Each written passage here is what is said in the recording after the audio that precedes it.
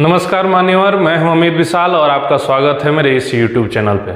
आज का ये सेशन बहुत खास होने जा रहा है क्योंकि हम इस वीडियो में चर्चा करने वाले हैं 67वीं बीपीएससी पीटी जो कि आगामी 8 मई को हो, उसके लिए बहुत ही महत्वपूर्ण जीव विज्ञान के प्रश्नों के संग्रह का, जो कि बीपीएससी 38वीं से 65वीं तक की परीक्षाओं में ये प्रश्न बार बार पूछे गए हैं। इसलिए ये सेशन बहुत ही मज़ेदार और महत्वपूर्ण होने जा रहा है। उसके पहले कि मैं ये सेशन शुरू करें, बीपीएससी पीटी में शामिल होने वाले अभ्यर्थियों को दीक्षा कॉम्पिटिटिव क्लासेज की तरफ से ढेर सारा साधुवाद। आइए बिना समय गंवाए चलते हैं प्रश्न की तरफ। प्रश्नों की श्रृंखला में पहला प्रश्न है, निम्नलिखित में से कौन सा हार्मोन स्तन ग्रंथियों से दुग्ध का स्राव होने में भूमिका निभाता है? Means we have to choose the responsible hormone which is responsible for the secretion of milk from mammary gland. तो ये जो हार्मोन है इसको ऑक्सीटोसिन बोलते हैं। क्या बोलते हैं? ऑक्सीटोसिन बोलते हैं। यानी ऑक्सीटोसिन हार्मोन ही रेस्पॉन्सिबल है मेमरी ग्लैंड से, जिसको दुग्ध ग्रंथियां भी कहते हैं, उनसे दुग्ध को स्रावित करने के लिए। दूसरा जो प्रश्न है हमारा, निम्नलिखित में से किस हार्मोन में आयोडीन मिली होती है? तो आइए पता लगाते हैं किस हार्मोन में आयोडीन मिली होती है। इसका सही उत्तर जो होगा वो होगा थायरोक्सिन। इसका सही उत्तर जो होगा वो होगा थायरोक्सिन। थायरोक्सिन हार्मोन जो है, याद रखेंगे, थायराइड ग्लैंड से इसका सिक्रेशन होता है। थायरोक्सिन हार्मोन का थायराइड ग्लैंड से सिक्रेशन होता है और एक्चुअली में ये मास्टर ग्लैंड द्वारा रेगुलेट होता है, यानी पीयूष ग्रंथि जो है वो इसको रेगुलेट करता है। आइए प्रश्न 3 की तरफ हम लोग चलते हैं। तीसरा जो हमारा प्रश्न है, प्रकाश संश्लेषण यानी कि फोटोसिंथेसिस, इससे संबंधित प्रश्न लगभग हर बीपीएससी के पीटी में पूछे जाते हैं। यानी फोटोसिंथेसिस होता है, ऑप्शन पे ध्यान देंगे, न्यूक्लियस में, माइटोकॉन्ड्रिया में, क्लोरोप्लास्ट में और पेरोक्सिसोम में। यानी कि इसका सही जवाब वो है क्लोरोप्लास्ट। क्लोरोप्लास्ट याद रखेंगे, ग्रीन कलर प्लास्टिड को क्लोरोप्लास्ट कहते हैं और इसी में क्लोरोफिल भी होता है, इसलिए इसका कलर ग्रीन भी होता है। प्लास्टिड्स कई कलर के हो सकते हैं, लेकिन जो ग्रीन कलर के प्लास्टिड होते हैं उन्हीं को क्लोरोप्लास्ट कहते हैं। और इस प्रश्न का सही जवाब यही होगा कि फोटोसिंथेसिस क्लोरोप्लास्ट में होता है। नेक्स्ट क्वेश्चन की तरफ बढ़ते हैं। प्रकाश संश्लेषण का उपोत्पाद क्या है? बाई प्रोडक्ट की बात हो रही है, बाई प्रोडक्ट और फोटोसिंथेसिस। तो देखिए, फोटोसिंथेसिस का मेन प्रोडक्ट तो ग्लूकोज है in the form of carbohydrate, लेकिन बाई प्रोडक्ट क्या है? हमेशा याद रखिएगा, मुख्य उत्पाद दूसरा होता है, उप उत्पाद दूसरा होता है। मुख्य उत्पाद यानी मेन प्रोडक्ट, उप उत्पाद यानी बाई प्रोडक्ट। तो बाई प्रोडक्ट की बात करेंगे तो ऑक्सीजन जो है वो फोटोसिंथेसिस का बाई। अगला प्रश्न है प्रश्न 5, भ्रूण किस में मिलता है? जाइगोट डिवाइड होकर जब एम्ब्रियो में चेंज होता है उसी को भ्रूण भी बोलते हैं। चूंकि ऑप्शन पौधों के ऊपर है इसलिए इसमें भ्रूण जो है वो बीज में मिलेगा, सीड में। यानी एम्ब्रियो जो है हमें प्लांट्स के या ट्रीज के सीड में हमें प्राप्त होंगे। नेक्स्ट क्वेश्चन जो है क्वेश्चन नंबर 6, निम्नलिखित में से कौन प्रतिजैविक औषधि है? देखिए, एंटीबायोटिक्स को प्रतिजैविक औषधि भी बोला जाता है। तो एंटीबायोटिक्स वाला ड्रग जो है क्विनिन नहीं है, लेकिन एमोक्सिसिलिन जो है एंटीबायोटिक है। और एक और जो क्लोरोमेनिफेनॉल आपको दिख रहा है, ये भी एंटीबायोटिक है। चूंकि ये प्रश्न जो है बीपीएससी पीटी में पूछा गया है तो ऑप्शन के अनुसार ही हमें जवाब देना है। तो ये दोनों चूंकि एंटीबायोटिक हैं इसलिए इसका ऑप्शन 1 से अधिक यानी ऑप्शन डी हो जाएगा।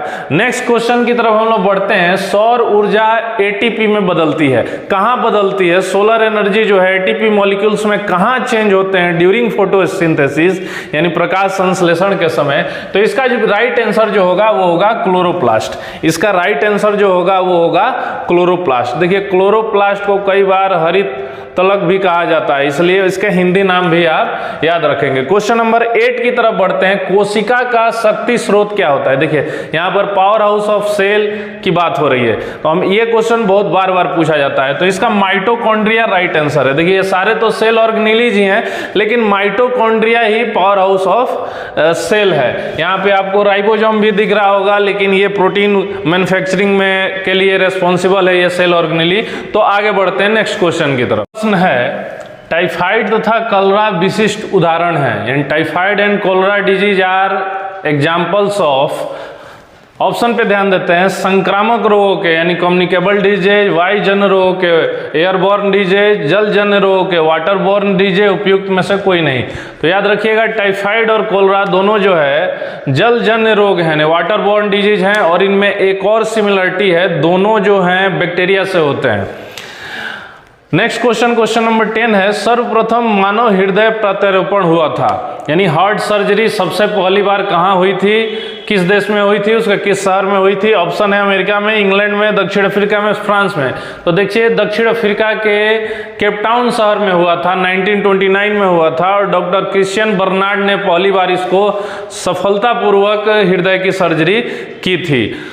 अगले प्रश्न की तरफ बढ़ते हैं जो कि है प्रश्न संख्या 11। मनुष्य में एफ्लाटॉक्सिन खाद्य विषाक्तता द्वारा सामान्यतः कौन सा अंग प्रभावित होता है। देखिए एफ्लाटॉक्सिन्स क्या है, ये फंगल इन्फेक्शन, खाने में जो फंगल इन्फेक्शन हो जाता है उससे जो टॉक्सिक प्रोडक्ट्स पैदा हो जाते हैं, यानी विषाक्त भोजन को जो विषाक्त बना देते हैं, ऐसे उत्पाद जो पैदा हो जाते हैं फंगस के थ्रू, उन्हीं को एफ्लाटॉक्सिन्स कहते हैं। शरीर का हमारा एक अंग यानी कि लीवर जो है, लीवर यानी कि यकृत जो है, इनसे प्रभावित होता है, काफी हानि पहुंचाते हैं। सही उत्तर होगा यकृत। अगले सवाल में बढ़ते हैं, सवाल नंबर 12। मनुष्य के शरीर में किस अंग में लिम्फोसाइट्स का निर्माण होता है। देखिए इनको लिम्फ सेल्स भी बोला जाता है, लिम्फोसाइट्स, इनको व्हाइट ब्लड सेल्स भी बोला जाता है। ये क्या है, बॉडी के इम्यून सिस्टम में हेल्प करते हैं, बॉडी के एक तरह से वैरियर आप इनको बोल सकते हैं। तो ये जो है अस्थि मज्जा यानी कि बोन मैरो में इनका प्रोडक्शन होता है, इसलिए राइट आंसर होगा अस्थि मज्जा। ये सारे सवाल बीपीएससी पीटी में पूछे गए हैं और उन्हीं का ऑप्शन है, इसलिए हम सही ऑप्शन पे जाते हैं और उसके बारे में थोड़ा बहुत आपको डिस्क्राइब करते हैं। आइए चलते हैं अगले प्रश्न की तरफ। नेक्स्ट क्वेश्चन है क्वेश्चन नंबर 13। सर्वदाता वर्ग के रक्तदाता का रक्त ग्रुप क्या होता है। देखिए यूनिवर्सल डोनर की बात हो रही है, जो व्यक्ति किसी को भी खून दे सकता है, यानी ग्रुप ओ ब्लड ग्रुप का व्यक्ति किसी को भी खून दे सकता है। इसमें आपको जो एबी ग्रुप दिख रहा है ये यूनिवर्सल रेसिपिएंट होता है, ये किसी से भी खून ले सकता है। क्वेश्चन नंबर 14 पे चलते हैं। वेस्कुलर यानी संवहनी पौधों में पानी ऊपर जाता है, phloem tissue, parenchyma, meristem, xylem tissue. देखिए जाइलम टिश्यू जो है वो रेस्पॉन्सिबल है ट्रांसपोर्टेशन ऑफ वाटर के लिए पौधों में, और जो फ्लोएम टिश्यू है वो आफ्टर फोटोसिंथेसिस जो फूड प्रिपेयर हो जाता है उसके ट्रांसपोर्टेशन के लिए रिस्पॉन्सिबल है। तो आप फूड और फ्लोएम याद रखेंगे और फिर जाइलम से जल याद रखेंगे, तो इससे आपको ये याद होगा। नेक्स्ट क्वेश्चन की तरफ चलते हैं। जीवाणु की खोज किसने की थी। देखिए जीवाणु मतलब बैक्टीरिया, बैक्टीरिया का जो खोज है वो लीवेनहुक के नाम के साथ जुड़ा हुआ है। 1676 में इन्होंने ही खोजा था। नेक्स्ट क्वेश्चन जो है काफी बार ये पूछा गया है, कच्चे फलों को कृत्रिम रूप से पकाने के लिए प्रयोग में लाई जाने वाली गैस कौन सी है। ये तीनों गैस नहीं है, एथिलीन है और एसिटिलीन गैस का भी यूज किया जाता है, लेकिन चूंकि ऑप्शन में केवल एथिलीन है इसलिए हम लोग एथिलीन को ही टिक करेंगे, क्योंकि ये बीपीएससी पीटी के क्वेश्चंस हैं और क्वेश्चंस के अनुसार ही हमको टिक करना है। Question number 17। मनुष्य की खोपड़ी में कितनी अस्थियां होती हैं। देखिए 28 होती हैं, 28 इज द राइट आंसर। हड्डियों की बात हो रही है। आधुनिक मनुष्य के पूर्वज थे। अब इसमें आपको राइट आंसर चूज करना है, जावा मनुष्य थे, क्रो मैग्नान थे, नियंडरथल थे या पेकिंग थे। तो इसका राइट आंसर होगा Cro-Magnon. Cro-Magnon is the right answer. Question number 19 की तरफ बढ़ते हैं हम लोग। पौधे जो नमक युक्त मिट्टी में उगते हैं उन्हें क्या कहते हैं। यानी नमक वाली मिट्टी में उगने वाले पौधों के लिए कॉमन नेम यूज किया जाता है जिसको हेलोफाइट कहते हैं, इसको हेलोफाइट कहते हैं। Question number 20। इलेक्ट्रोएन्सेफेलोग्राम, ये एक जो है मशीन है जो मेडिकल इक्विपमेंट की तरह यूज होती है, जैसे ईसीजी है जो हार्ट के लिए यूज होती है। इसका नाम है ईईजी, याद रखिएगा ईईजी, इलेक्ट्रोएन्सेफेलोग्राम। निम्न में से किसकी निगरानी के लिए इसका उपयोग होता है। इसका राइट आंसर होगा हमारे ब्रेन के लिए ना, मस्तिष्क के लिए। आपको ये सेशन अगर अच्छा लगे तो इसको लाइक कर देंगे, शेयर कर देंगे। पार्ट 2 में हम लोग इसके आगे का बायोलॉजी सेक्शन लेकर आएंगे आपके सामने। नमस्कार, धन्यवाद।